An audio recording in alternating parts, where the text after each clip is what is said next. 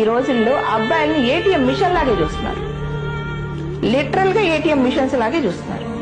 ఆ అబ్బాయికి ఫీలింగ్స్ ఉండద్దు, ఆ అబ్బాయికి రెస్పాన్సిబిలిటీస్ ఉండద్దు. ఈ అమ్మాయి ఏం చెప్తే ఆ అబ్బాయి అది చేయాలి. Just like puppet. ఓకే, అబ్బాయిలకి ఈ రోజుల్లో డబ్బు ఉంటేనే పెళ్లి. అమ్మాయిలు కూడా మోస్ట్లీ దానికే వాల్యూ ఇస్తున్నారు, కానీ ఆ అబ్బాయి క్యారెక్టర్ కి వాల్యూ ఇవ్వట్ల. ఆ అబ్బాయి కష్టపడే మనస్తత్వం ఉంటే దానికి విలువ ఇవ్వట్ల.